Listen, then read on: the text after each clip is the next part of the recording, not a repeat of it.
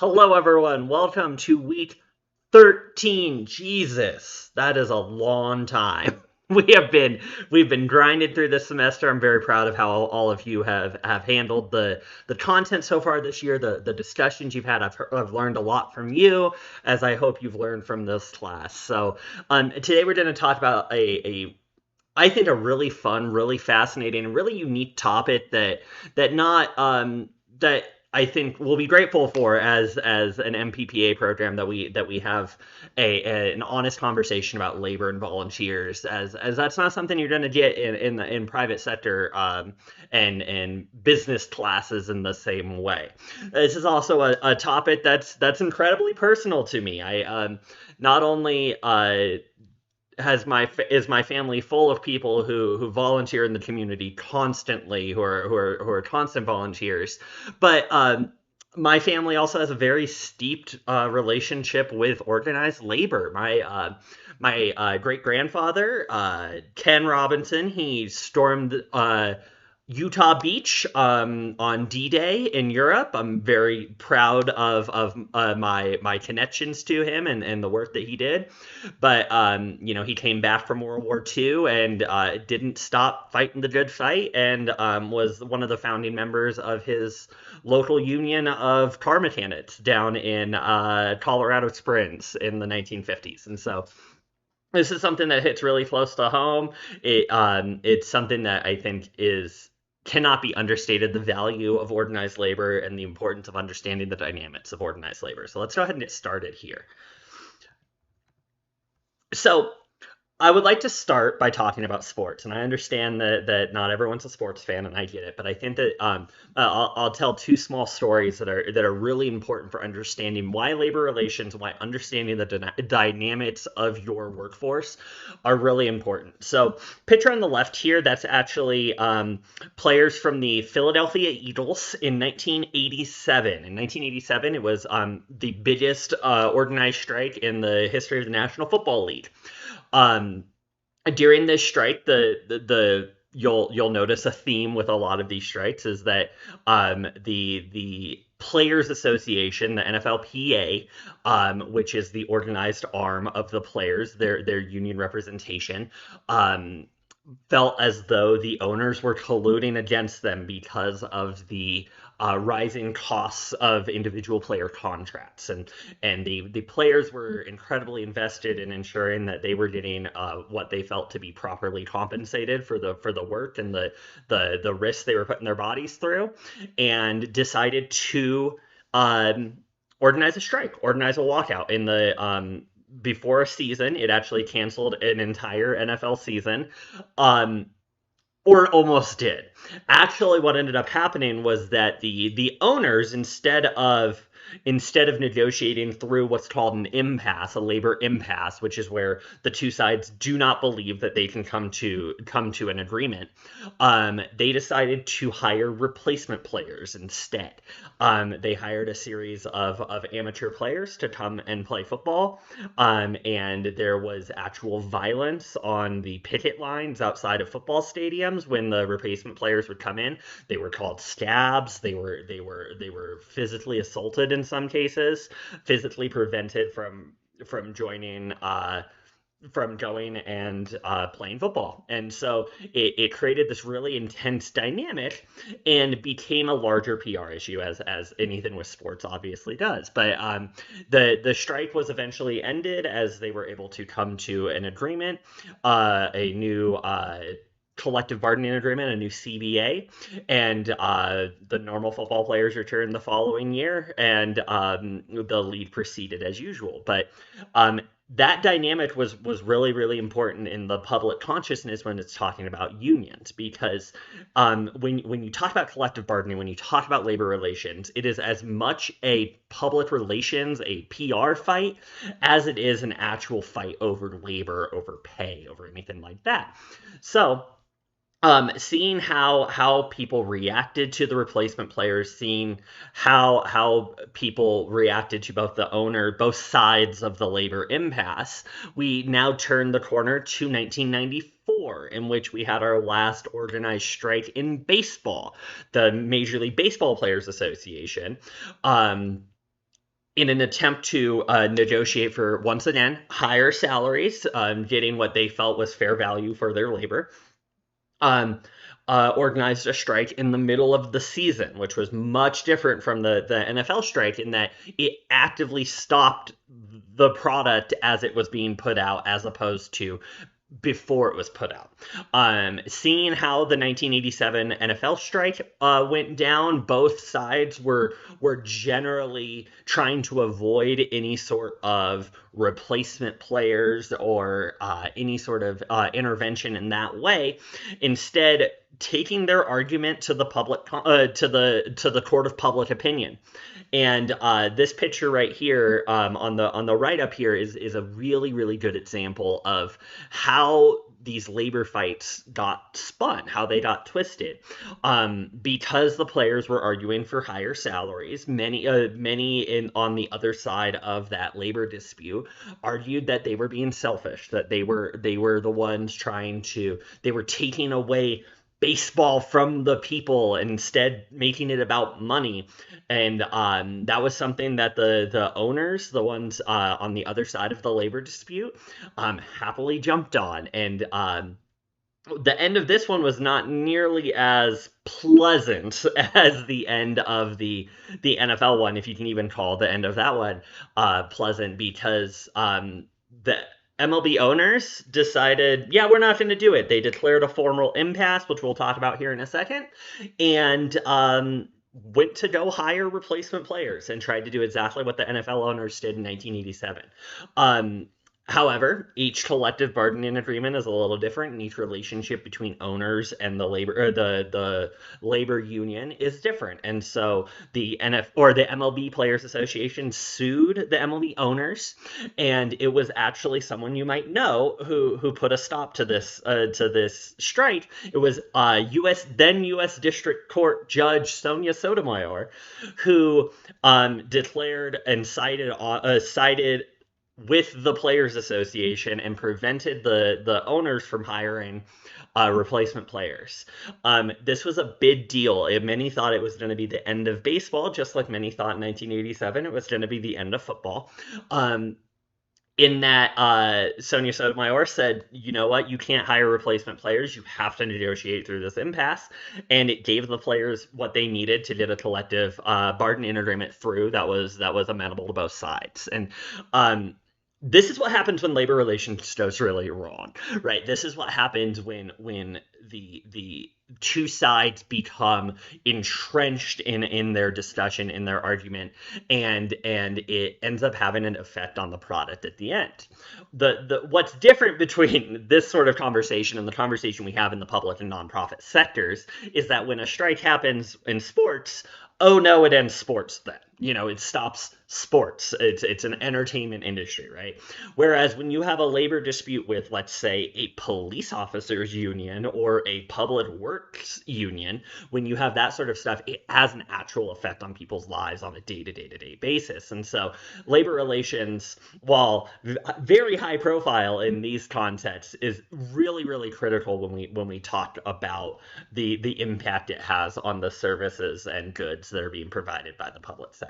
So labor relations, collective bargaining, there's going to be a lot of jargon in this, so please feel free to stop and take notes at any point.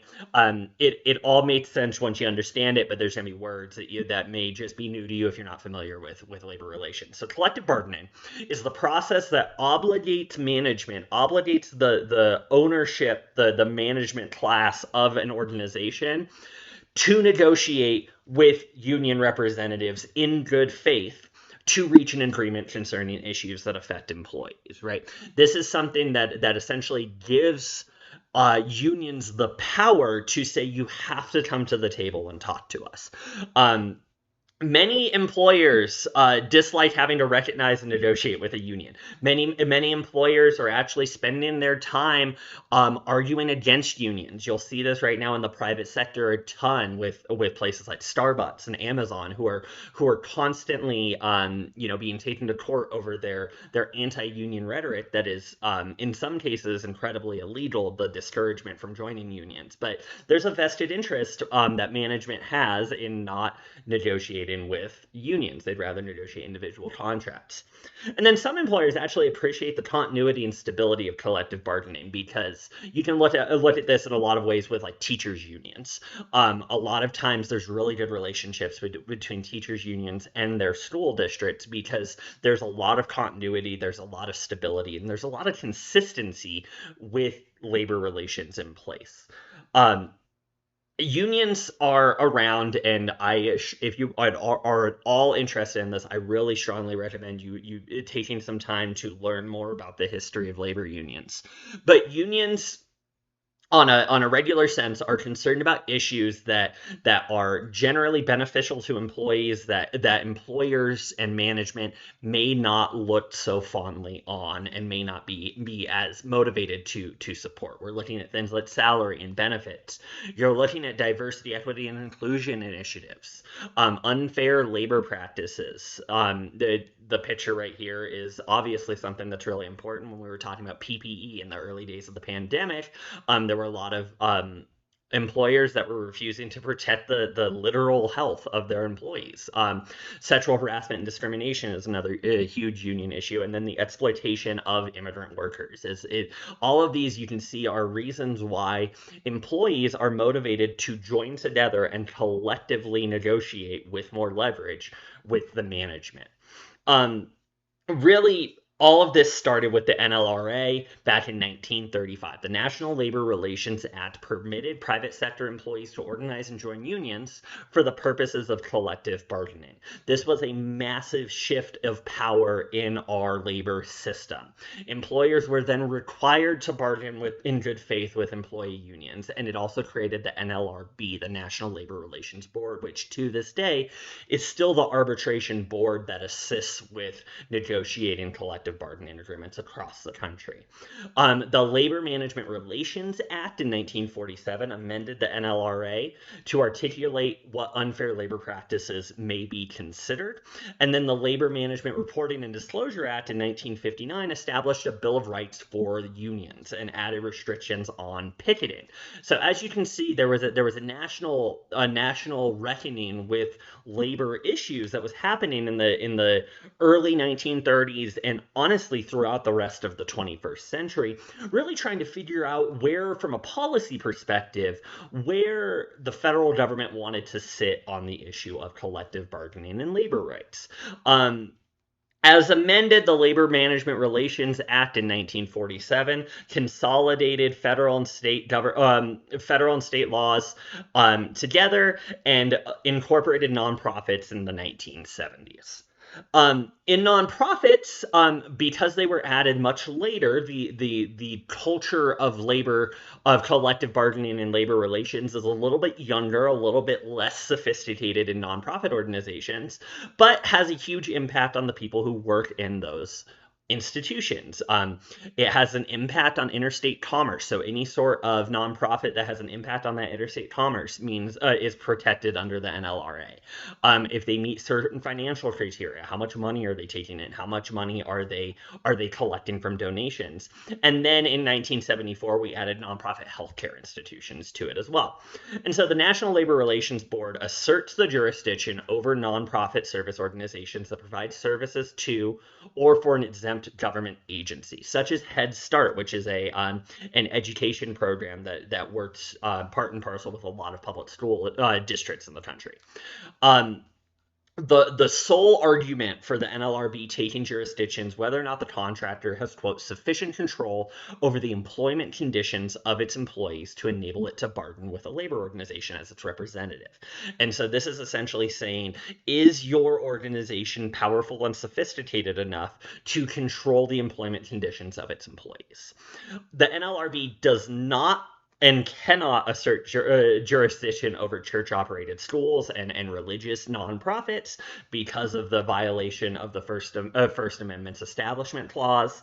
And then the NLRB can assert jurisdiction over certain church-operated nonprofit social agencies. This is a really, really nuanced approach. I am not an expert in this, but if you'd like to talk more, if you are interested in the labor impacts on nonprofits, I'd be happy to sit down with you and chat more. We'll start with talking about collective bargaining at that top level, at the federal level. So, in 1978, we passed CISRA, which is the Civil Service Reform Act, which governs labor relations in the federal sector.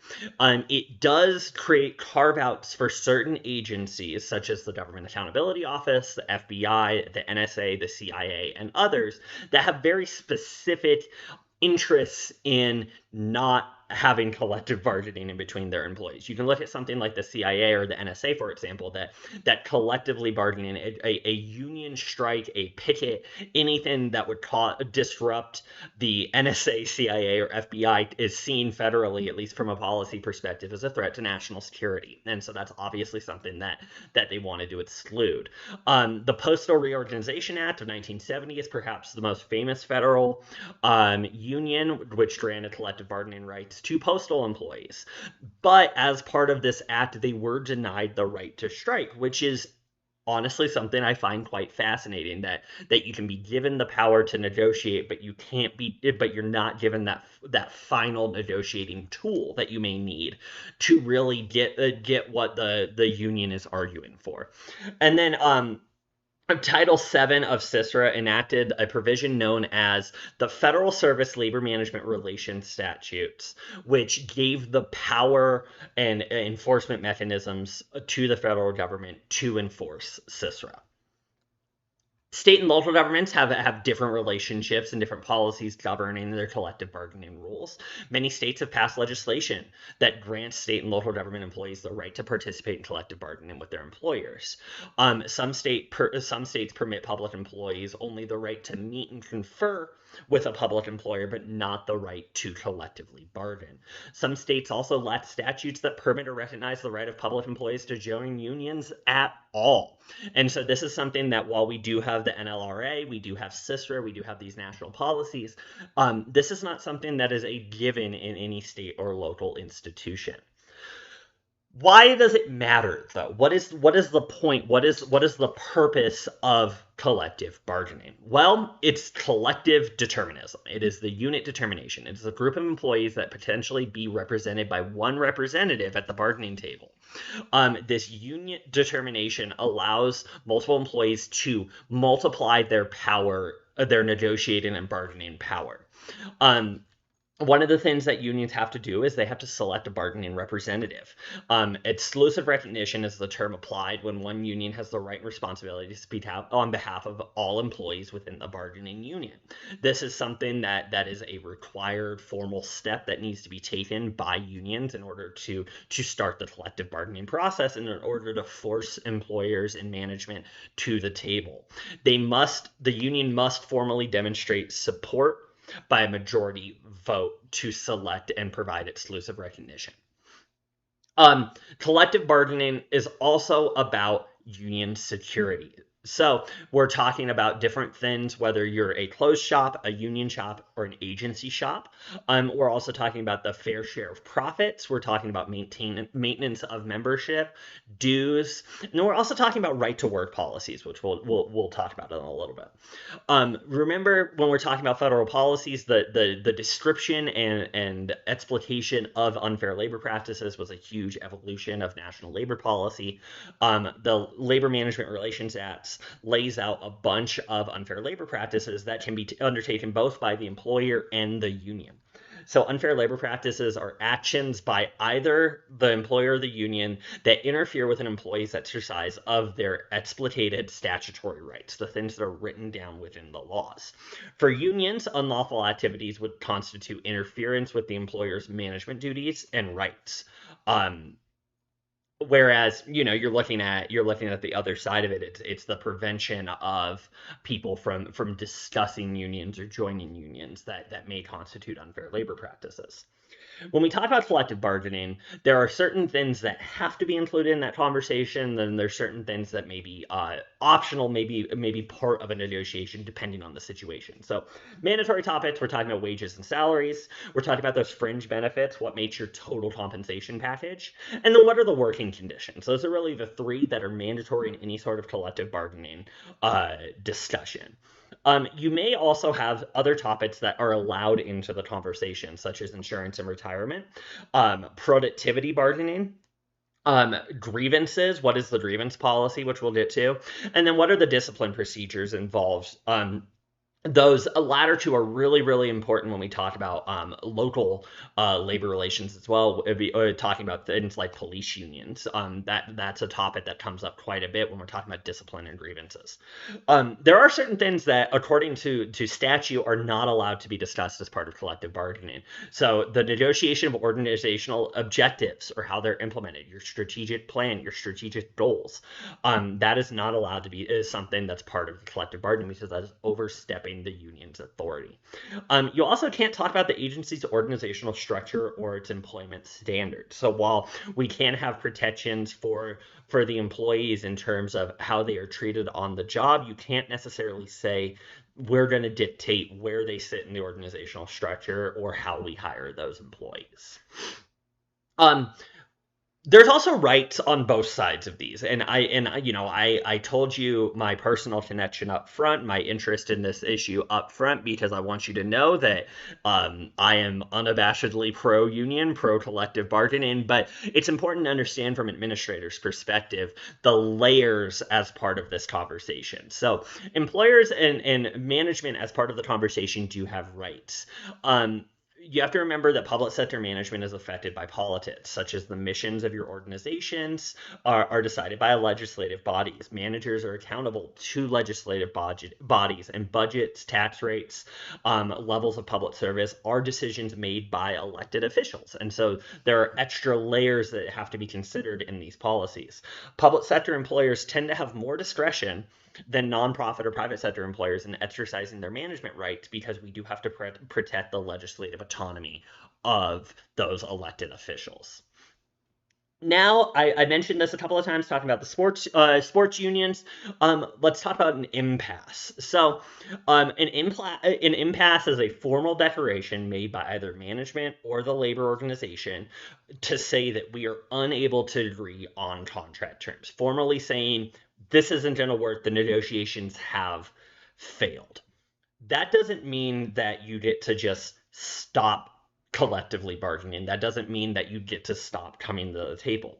In fact, it kicks in a separate process called impasse resolution, where you have to do a couple of different things. These procedures include mediation, which is a neutral third party that can help assist the bargaining process and resolve differences. Mediation is often provided by the NLRB, the National Labor Relations Board. They do have a team of mediators that can come in and assist with that sort of stuff. There's also fact finding, which, much like a legal procedure, involves holding an adversarial hearing at which each side presents its position on the issues in dispute. This is where they almost treat it like a legal procedure. And then there's interest arbitration, where you use mediation and fact finding have failed. You instead break it down and talk about the interests of both sides and hope to resolve it in a broader sense, talking about the interests. Now, impasses are not the only way that labor relations can fail. Strikes are the other way that they can fail. Nonprofit employees are permitted to strike, but most public employees do not have a legally protected right to strike. I will step out of teacher mode real quick and just say, I think this is kind of wild that this tool being used by labor unions to negotiate and get what they want is something that is not actually provided to them in terms of labor policy. It's crazy to me, because you're essentially saying you can do everything up until that final chip that you may often need to hold on to make a negotiation go your way. Now, a legally protected right to strike is different from the ability to strike. If public employees were to go on strike, there may be legal action pressed against the union or individual employees or members of the union. And the policy argument behind, not providing this right to strike is exactly what I mentioned earlier: the necessity of the goods and services that are being provided by the organization. And so, if police officers go on strike, crime runs rampant. You've got issues, issues that are affecting the health and safety of everyone around them. And so there is a policy reason to it. I just wanted to point out that there is a logical inconsistency here that even I have a hard time really coming to terms with. So, among the states that permit strikes by public employees, there is a clear delineation between employees who are permitted to strike and those prohibited from striking. These are two different types of labor policies. Most states limit permission to employees who are not responsible for the public's welfare.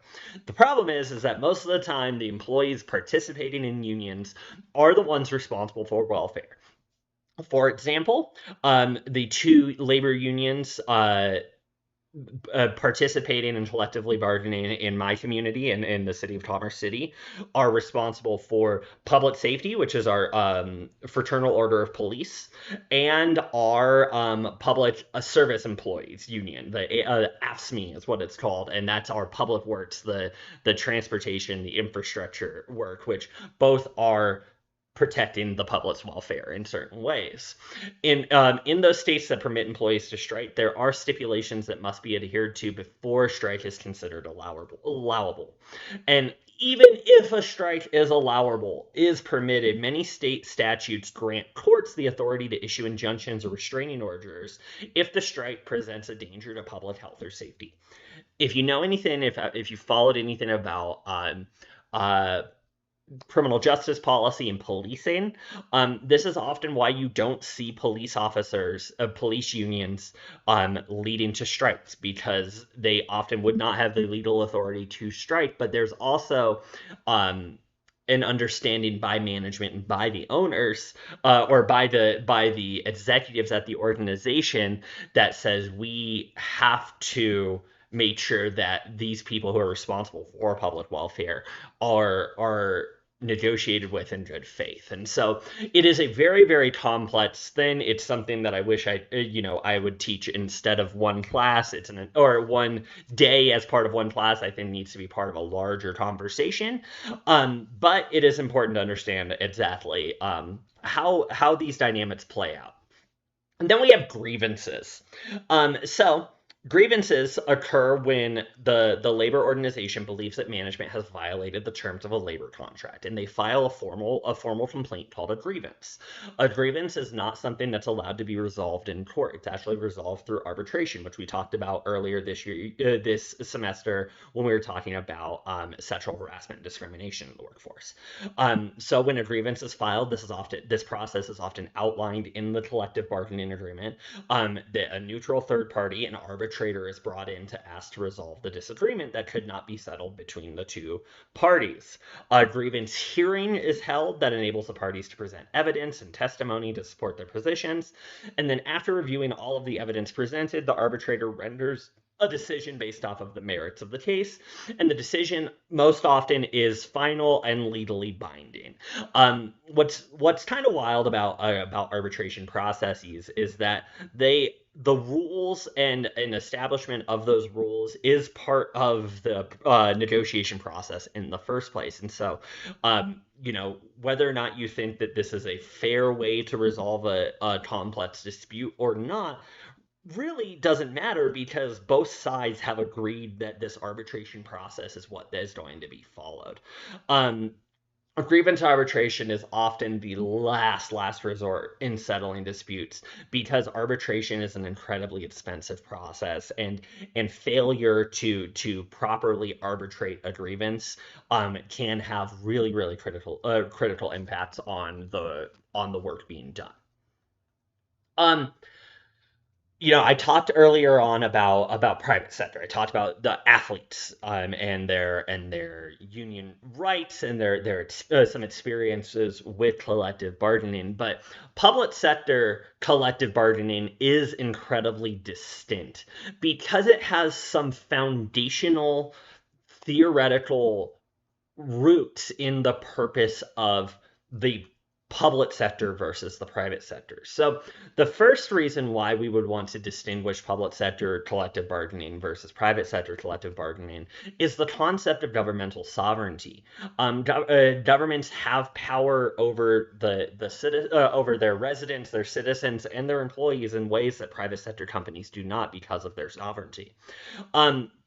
There's also the doctrine of the illegal separation of powers, right? We want to make sure that we are protecting the administrative branch with the other branches, without illegally separating those powers. The government also has a responsibility to act on behalf of all citizens, not just union members, and the public interest should not be subjugated to the political structures between struggles between unions and the government itself. And there's also, not something that's necessarily as um, present in current conversation, but there's this belief that public employees have no right to withhold services from their fellow citizens, regardless of the labor conditions being put upon them. So it is a complex, and it's something that when we talk about the roots of public sector and the public sector work and public sector employment, there are other layers that we have to consider. And then, when you're talking about nonprofits, there's not typically as much of a connection between unions and nonprofits as you might think, because most nonprofits are small and don't meet the NLRB's jurisdictional standards. Nonprofit agencies often respond to new societal needs and thus become desirable places to work, even if salaries are lower and working conditions are less comfortable. The things that we say that would help in the recruiting, in the selection process of nonprofits, are essentially one of the reasons why they tend to avoid labor negotiations in the first place. Um, Social workers and healthcare employees, however, may be more typically associated with unions, but many nonprofit groups like that are unionized. Um, when we're talking about collective bargaining, you're also talking about this distinction between public and private services, and so privatization has been something that has long been part of the conversation in public administration, and this movement really was exacerbated when the need for services and the threats presented by economic downturn were exacerbated by the Great Recession. As employees feel threatened, they often join unions. Um, for example, the privatization of healthcare provided to inmates in state prisons. So this is something where they had it was part of the conversation to have healthcare provided by a private organization, because they did not feel as though the public sector provision of those services was fair or equitable. The increase of privatization on social and human services also affects the growth of unions and nonprofit organizations. As more and more public services become privatized and former public employees enter nonprofits, nonprofit managers can expect to see an increase in union activities. If you're someone who's used to working in a union, you move to an organization that doesn't traditionally have unions, you're often increasing the likelihood that unionization will occur. Colorado's very specific labor policies has a hybrid right to work policy. So a right to work policy is considered, I would say, the most business and management friendly labor policy that is offered. Um, for example, right to work policies mean that employees are often hired and fired on an at will standard, purely because they often are not required to join a union or pay dues. That does not prevent the union from organizing, particularly in the Colorado Labor and Peace Act context. But even if you don't join a union, you could still benefit from union practices. This happens in the education sector all the time. Whether or not a teacher joins their local teachers union, they're often benefiting from those union negotiations anyway, because they're receiving a similar contract, or it's that same contract as their unionized colleagues. And if there is a union and they aren't part of it, they don't get the same union protections or such as legal representation in these issues. And this is all stuff that is nuanced, but this is where we're talking about where we're not necessarily fully embracing this right to work standard, but we're also not forcing people into unions or to collectively bargaining. Um, and all union shops, so where everyone is a member of the union within within that specific part of the organization, can override the right to work policies if 75% must of employer of excuse me, sorry, um, an all union shop requires that 75% of employers must unionize and two elections of four unions to represent employees if those conditions occur and it is an all union shop. Colorado public bargaining rights. These have actually evolved quite a bit recently. So, in 2020, the Colorado Partnership for Quality Jobs and Service Act was a new state law that allows state employees to collectively bargain. Before then, Colorado state employees did not have the power to collectively bargain. They still cannot legally strike, but the state has to engage in collective bargaining. And this is something that when looking at our system of government, also affects county employees as well. County employees are granted this right whether or not their individual county organizations allow it, because counties are extensions of the state government. Um, Collective bargaining for cities and local public employers must be approved by voters. That was something that changed, that if employers do want to collectively bargain, they do have to take it to a vote of the people. And 15 of 272 municipalities have collective bargaining agreements in place. With either police and firefighters. A quarter of school districts have collective bargaining, and then this new law is also being explored further in successive legislative sessions as well. There are 310 labor unions in Colorado: food and commercial workers, service employees, electricians, mail handlers, teachers, police. This link right here will take you to a list of all of those unions if you are interested. So when we talk about unions, when we talk about collective bargaining and labor relations, an uncertain economic climate change and changes to a labor market lowers the confidence in employees and may lead them to unionize. When economic instability occurs, people are more likely to unionize. The future of the labor movement will actually hinge on its ability to reach out to new constituencies and collectively develop a new agenda for political action. Unions have begun to emphasize the need for greater equality when it comes to race, gender, or socioeconomic class, and also improving the political and economic statuses of the workers and their communities. Unions are moving beyond traditional subject matters and really expanding what a collective bargaining includes by talking about things like daycare, maternal leave benefits. The ability to work flexible hours is going to be a major part of future CBA negotiations.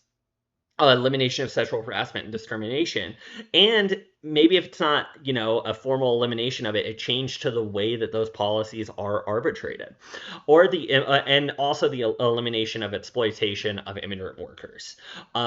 All of this to be said, labor relations and volunteerism, which we'll talk here in a second, is a really important component of public HR that is not necessarily the case that you'll find in every private sector HR uh, organization. That you'll see the same, but it's really important to understand the rights of both the organization and the unions and employees in collective bargaining, and understand the importance of why these negotiations must occur. Now let's talk about volunteerism. So, unfortunately, not everyone can get paid to do everything, and so we often rely on volunteering. And there's this culture of volunteering within a lot of fields, whether it's healthcare or education, that requires HR in those organizations to really reconsider how those people are treated. Just because you're volunteering doesn't mean that you can be treated just like anyone else, right? So volunteers assist employees in meeting an agency's mission, and because of that, they become an important part of the SHRM strategies by that organization. Volunteers are important, nonprofits in particular, but also the public sectors. Volunteers, in addition to paid staff, are human resources, and attention needs to be paid to the recruitment, selection, training, evaluation, and management of volunteers. It's not something that you can do haphazardly. Managing volunteer programs requires the development of HRM policies and procedures to assist with how we're integrating volunteers into the everyday operations of the agencies. Volunteers are attractive because they cost very little. Oftentimes, you're just providing them the resources they need to do the work they are volunteering to do, and that's it. And it can give detailed attention to people for whom paid employees do not have the time. So this is where we're talking about maybe specific classes of people that are specific enough to need additional support, whether you're talking about the differently abled community or specific targeted populations. They often provide specialized skills that you wouldn't necessarily be able to hire for, and provide an expansion of staff in emergencies and peak load periods. This is really important when it comes to the public safety sectors as well. Having volunteer firefighters, volunteer community service officers are really important to assist in emergencies. It enables agencies to expand the levels of service despite budgetary limitations. Being able to do more using volunteers allows us a workaround of our budget, and it allows you to accomplish more with less. And use of volunteers is really good for public relations as well. It's something that is often looked very kindly upon by the press and by the public consciousness. You'll see volunteers all the time on task forces. You'll talk about task forces, or you might even consider things like citizen boards and citizen advisory boards and commissions. You'll often see libraries. Libraries are filled with volunteers. Many times, libraries don't have the budget to hire their employees, and so they rely really heavily on volunteers. And then volunteer firefighters and volunteer firefighting agencies are really, really popular and common use of volunteerism within the public sector. Um, there are certain things you do need to consider before just leaning into volunteers as free labor. First of all, there is a risk management impact and insurance impact on the use of volunteers. If someone is volunteering for your agency and they do get hurt while volunteering, there are certain risks and obligations that you may have, and so you have to consider that. And then also, you can't just allow anyone to volunteer, especially if you're working with children, you're working with sensitive information. You have to understand who's coming in to volunteer and how they're being trained. Paid staff may or may not react poorly to volunteers, but most of the time, paid staff are looking uh, to those volunteers to help establish the parameters of those volunteer programs to make sure they're not overstepping their boundaries. In most cases, volunteers are used to enhance paid staff, not to replace paid staff, and that's really important. And that is when you're going to start getting in trouble, especially if it's a collectively bargained unit.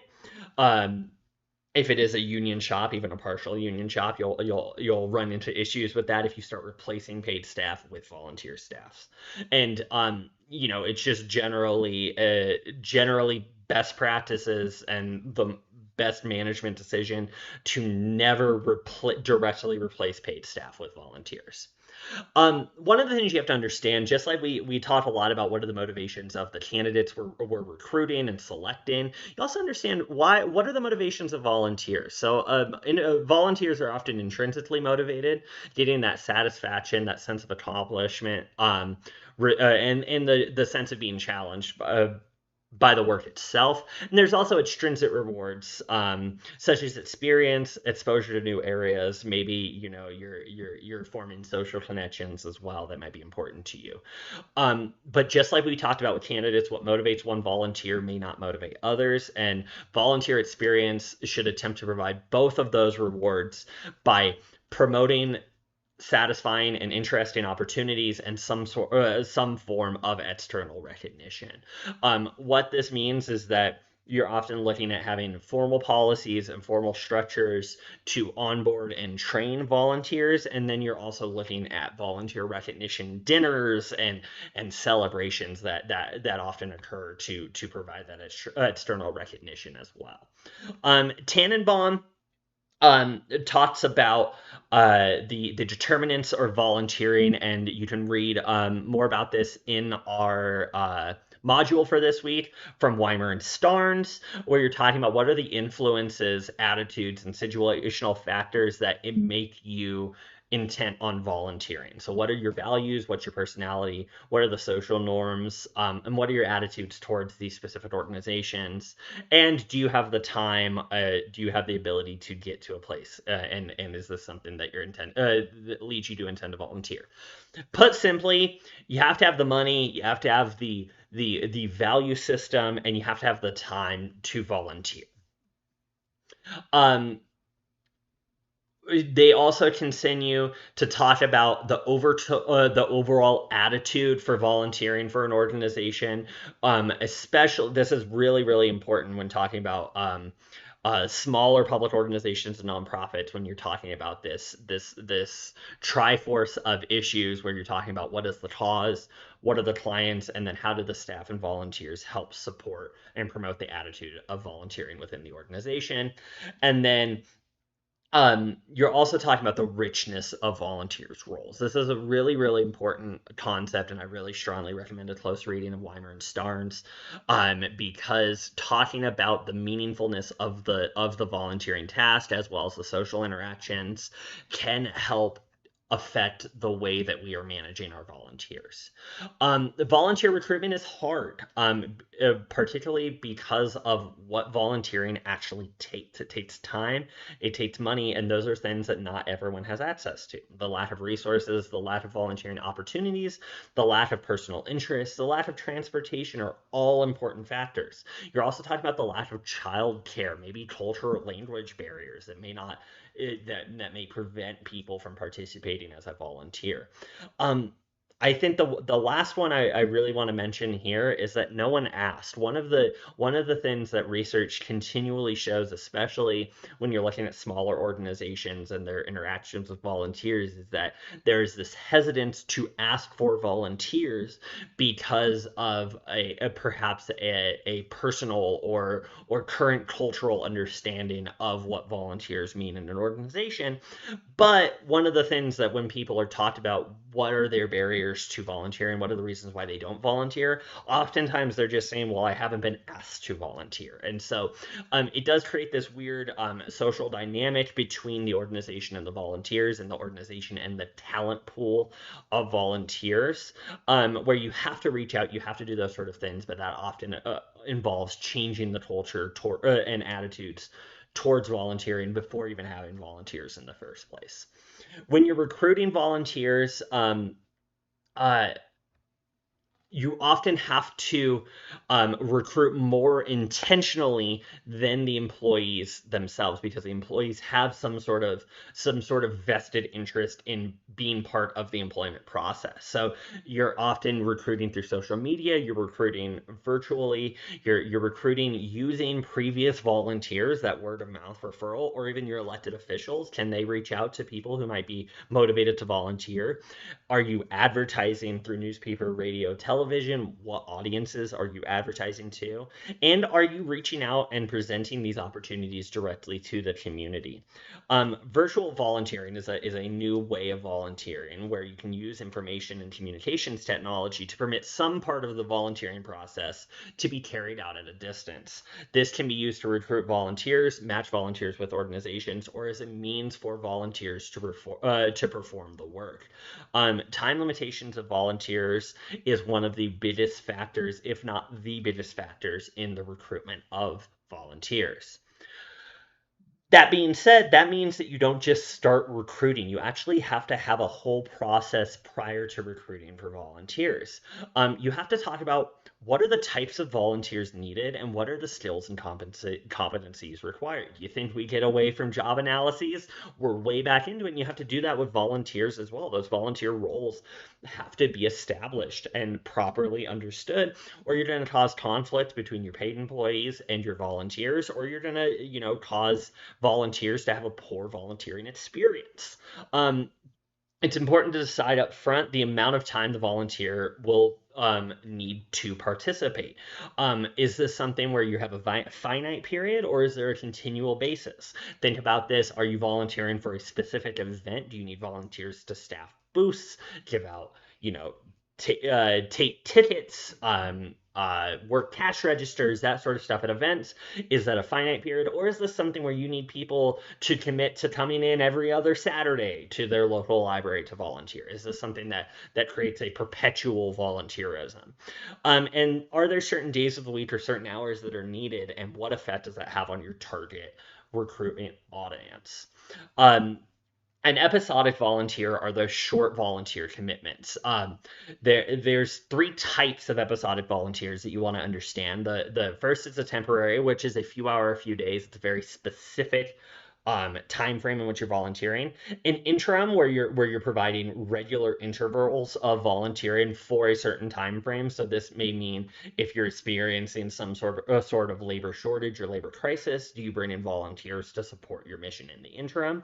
And are there occasional episodic volunteers where there's regular intervals for short periods of time where you know that I am essentially on call as a volunteer for specific periods of time if certain conditions were to be met? Volunteer positions need to have a job description. They need to have a job analysis conducted because they need to have clear duties and responsibilities, as well as understand what are the KSAOCs and competencies required to perform the volunteerism. Just because it's free work doesn't mean that it's easy or we should allow anyone to do it. Um, when we talk about understanding and identifying the type of volunteers you're looking for, you have to understand that there is some sort of process that these volunteers should go through to ensure that they are aligned with the interests and availability of the positions available. When volunteers are brought on board, it's important to manage them properly. Many organizations have specific employees, even specific divisions within their HR responsible for managing volunteers. These volunteer or these managers, these divisions within an organization are really important because they are the ones managing the three T's of their volunteers: their time, their talent, and their treasures, right? So are these volunteers giving their time to the organization? Are they giving their talent? Is there a specific skill that's needed that they're providing? Oftentimes, this can be art or this can be a technical skill that you might need. And then their treasures, right? This is the managing of donations, the money that they're collecting. Are they reaching out to solicit donations from specific people? How are we managing those people? Donors to an organization are often looped in with volunteers because they are giving their time, talent, or treasures to the organization. Um, Management of volunteers provides more structure, provides a better volunteer experience. It also helps prevent any sort of conflict occurring between paid volunteer or paid workers and volunteers, because volunteers have to understand their role. Their tasks need to be clearly identified, and they needs to be identified that they are a role best filled by a volunteer and not an existing paid employee. And these specific volunteer descriptions are something that is shared with our paid employees so that they are not taken aback by that. When you're managing a volunteerism program, there are a bunch of different responsibilities. I'll leave up here certain things to consider. The main ones are what is the procedure before hiring? How do people apply? How are we training them? When they're on the job, how are we assigning and reassigning them? And do we have grievance procedures and policies in place that can help if you're running into an absenteeism issue with your volunteers? And are we reimbursing them for any expenses? When we onboard and train volunteers, you want to familiarize the volunteers with the organization. You're often providing them on the job training, right? You're not expecting them to do work beforehand. You're bringing them in, you're teaching them what they need to do. And there may be more formalized training and orientation programs for more sophisticated volunteerism programs. Libraries are a great example of this, that larger library systems often have a formalized training that everyone can undertake the same way before volunteering with the library organization. Recognition is the final major part, and this is not to say that employee recognition is not important, but because volunteers are not being compensated monetarily or through some sort of fringe benefit, it is really important to express your appreciation as an organization. Um, uh, you have to show appreciation for them. It meets the people who are motivated by those extrinsic rewards, and there are a lot of intangible rewards that agencies bestow of volunteers to help them feel appreciated. Praise, the opportunity to train other volunteers, so responsibility and a sense of trust. Expanding that volunteer's area of responsibility helps them feel recognized, and then provide feedback about the success of their efforts and allowing them to see the impact that they're having on the organization. You also have to evaluate volunteers. While there is not necessarily as much leverage that you may have from the HR perspective towards volunteers, it's important to understand whether those volunteers are being effective because you're devoting resources towards managing those volunteers. And so performance evaluations help inform volunteers whether they're meeting the supervisors or agency's expectations. You have to assess them on the task being performed as well as their contributions. And the primary purpose of these is not necessarily to be punitive. It is about providing them feedback and creating a culture of volunteerism that is healthy and supportive of the volunteers themselves. There was and is a very specific policy for volunteers that HR professionals need to understand is the Volunteer Protection Act. This provides immunity from lawsuits filed against a nonprofit's volunteer, where the claim is that he or she carelessly injured another in the course of helping a nonprofit. The act does not provide immunity to the organization, but to the volunteer themselves. And the immunity is qualified and protects the volunteer only against claims of negligence, not claims of gross negligence, willful or criminal misconduct, reckless misconduct, or conscious flagrant indifference to the rights or safety of the individual harmed by the volunteer. This sort of policy is designed to both encourage organizations to use volunteers and not abuse volunteers, while at the same time it provides a sense of legal protection for people who may be on the edge about volunteering, so that they know that if something were to happen, there is a certain amount of immunity that they have while volunteering. This is really important, especially when you're talking about high-risk volunteers like firefighters. And then there are governing boards towards volunteerism that you have to be aware of. There are public governing boards towards of volunteerisms that help assign the duties and authorities regulated by ordinances and statutes, deal primarily with those policy-making procedures, and typically serve as an advisory capacity. These are volunteers that are participating in the policy-making process, probably as subject matter experts or incredibly engaged members of the community. These public boards may be appointed by elected officials or elected directly by citizens. So there are a couple of different ways you can look at this. At the local level, you're looking at your local commissions and advisory boards, your Parks and Rec advisory boards, your planning commissions. Those are volunteerisms as well. Nonprofit governing boards have the duties and authorities of public governing boards that are regulated by the organization's bylaws instead of by ordinance or statute. They develop policies related to the organization's management and are responsible for ensuring that the public purpose of the nonprofit organization is being carried out. Remember, these governing boards are volunteers and they have specific responsibilities, and it's important to take seriously their responsibilities and their contributions to the organization. Volunteers are a critical part of any sort of strategic human resource management program. Volunteers typically perform the tasks that otherwise would not get done or are handled by already overextended employees. Guidance and support provided to volunteers and incumbent staff are essential to successful integration of volunteers into the organization.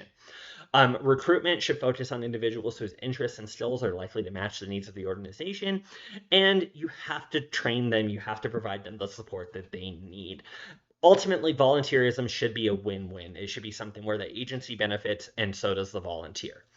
I want to thank you all for, again, spending some time with me today. I know it was a longer lecture. We're moving towards the end of it. If you have any questions about the Build a City project, please reach out and let me know. We are coming up on major deadlines, and we're nearing the end of our journey through HR. So again, I want to thank you all for your engagement and support, and we will talk to you soon.